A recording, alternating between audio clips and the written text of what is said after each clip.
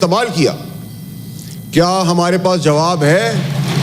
14 سال زرداری صاحب کو قید بامشقت میں رکھا گیا, کوئی شواہد نہیں پیش ہوئے, اور پھر ان کو 14 سال کے بعد رہا کیا ثبوت نہ ہونے کی وجہ سے.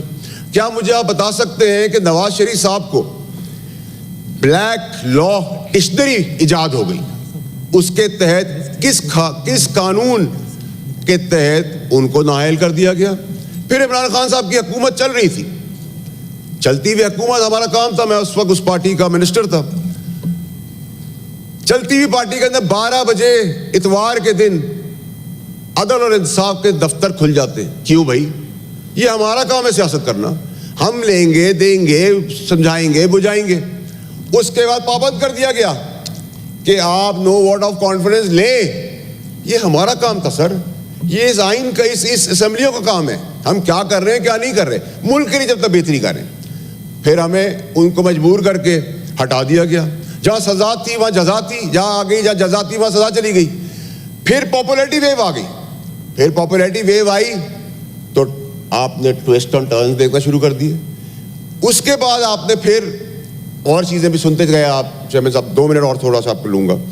پھر آپ چلے گئے اسی قانون کے دھکے کھاتے ہوئے. ہم یہ جو میں نے آپ کو فہرست بتائی, عمران خان صاحب سے لے کے زرداری صاحب سے لے کے نواز شریف صاحب سے لے کر بھٹو صاحب تک, جب تک یہ نظام ٹھیک نہیں ہوگا چیئرمین صاحب, نہ یہاں کوئی اسمبلی, نہ پروڈکشن آرڈر, نہ کوئی لیڈر, نہ کوئی ورکر, یہ 6 کو 9 اور 9 کو 6 کرنا جب تک بند نہیں ہوگا پاکستان میں, جو 65 سال سے ہو رہا ہے, تب تک پاکستان نہیں ٹھیک ہو سکتا.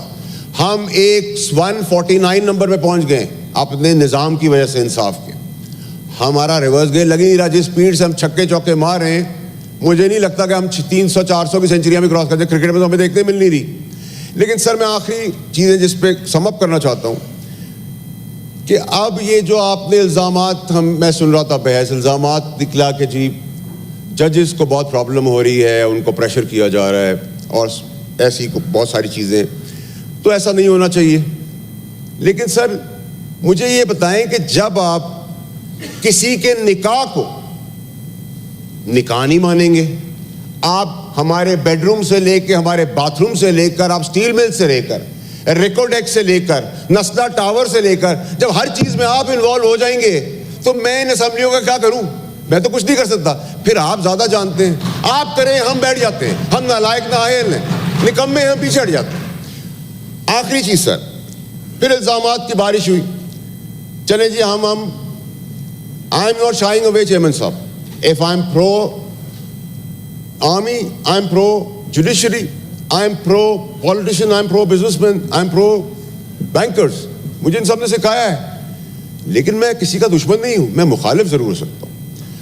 اب آپ آگے آ جائیں سر. مجھے آپ اس چیز کا, چیئرمین صاحب آپ اتنے بڑے ہاؤس میں ہم بیٹھے ہیں, مجھے اس کا جواب کون دے گا کہ اربوں ڈالر ہم نے نقصان کر دیا ریکارڈ ایکٹ کے اندر ججمنٹس کی وجہ سے. وہ اربوں کھربوں ڈالر کا نقصان کیسے بھرا جائے گا پاکستانیوں کا؟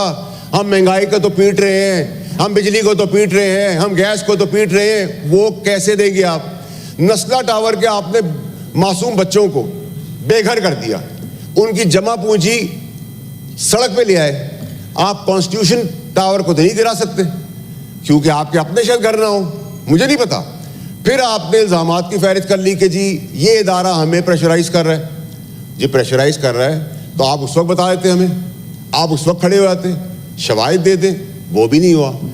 اب میں چیئرمین صاحب نااہلی کے اندر, میں آپ کو صرف بتا رہا ہوں کہ عدل اور انصاف کے اندر ان کا امپیکٹ کیسے ہوتا ہے ہماری زندگیوں پہ. میں پہلی دفعہ بندیال صاحب کے سامنے, منصور علی شاہ, جسٹس منصور علی شاہ صاحب کے سامنے اور جسٹس عائشہ ملک صاحبہ کے سامنے پیش ہوا, تو ان کی جو فیئرنس تھی, جو وہ فیئر سائڈ تھی, اور جو بات میں وزن تھا, جبکہ ان کی قلم میں طاقت تھی کہ وہ پھانسی کے پھندے پہ چڑھا دیتے, اس نے مجھے مجبور کر دیا کہ میں آگے بڑھ کے یہ کہوں کہ جی ناٹ اونلی کہ میں ریگریٹ کرتا ہوں, بٹ میں ریزائن کرتا ہوں اس کرسی سے, کیونکہ یہ تحریک انصاف کی کرسی ہے. تو یہ اس کا مطلب یہ ہوا کہ ایک جج کے بیٹھنے سے, اس کے کانڈکٹ سے آپ کے اندر ایموشنل مورل چینج بھی آیا ہے. آپ نے, ہم تو پیدا ہوئے جی, مجھے نہیں پتا چیئرمین صاحب کہ میں امریکہ میں پیدا ہونے والا ہوں یا گاؤں میں پیدا ہونے والا ہوں. میں امریکہ میں پیدا ہو گیا, میں نے تو کوئی اوت نہیں لیا, میں نے تو کوئی گرین کارڈ بھی نہیں لیا, میں نے تو کوئی ریزیڈنسی بھی نہیں لی, میری پاکستانیت کا کوشچن کیا. میں چیئرمین صاحب آپ کے سامنے ایک چیز پیش کرنا چاہتا ہوں, آپ بھی خوش ہوں گے. میں, میرے بچے, میرے والدین, میری بہن, بھائی, میرا پورا خاندان وہ ایلیجبل ہیں, لیکن کوئی بھی دوسرے ملک کا سٹیزن نہیں ہے. یہ ہے پاکستانیت کہ اگر میں نے چھوڑا تو انہوں نے بھی چھوڑ دیا. ہمیں نہ بتائیں پاکستانیت کا بھاشن دیں, ہمیں تو اب کیونکہ الزامات لگ گئے ہیں. میں امید کرتا ہوں کہ جب میری سابقہ حکومت کے اندر ججز کے نام لیے جا رہے تھے اور ان کو بہت تابڑ دوڑ حملے ہو رہے تھے ان کے پاس, اور شبلی صاحب بھی اس منسٹری کے اندر میرے حصہ تھے, تو میں کسی کو جج تو نہیں کر سکتا کہ وہ اچھے ہیں یا برے ہیں. لیکن اب جو میں سوشل میڈیا پہ اور میڈیا پہ جو بیانات اور الزامات دیکھ رہا ہوں, میں ایکسپیکٹ کرتا ہوں کہ مورلی آگے آ کے اس کو کلیئر کیا جائے. نمبر 1. نمبر 2 یہ کہ سر اب ہم قانون جب بنا رہے ہیں اس کو امپلیمنٹ بھی ہم کرائیں گے, اس کو ڈیفائن اور سمرائز بھی ہم کریں گے. ایسا نہیں ہو سکتا کہ قانون ہم پاس کریں, قانون ہم بنائیں, محنت ہم کریں, ووٹ ہم لیں, سب کچھ ہم کریں, اور اس کی سمری, اس کی ڈیفینیشن اپنی تحت چینج ہو جائے, اپنی تحت بنا لی جائے. یہ اب ہم کریں گے, ہم کروائیں گے. آخر میں چیئرمین صاحب میری گزارش آپ سے یہ ہوگی کہ اگر ایک ایفیڈیوٹ جو میرے کیس کے بعد میرے بول کے چینج کر دیا گیا, اگر وہ ایفیڈیوٹ ہم پہ لاگو ہے تو وہ ایفیڈیوٹ پاکستان کے سارے ججز, سارے جنرلز پہ بھی لاگو ہوگا.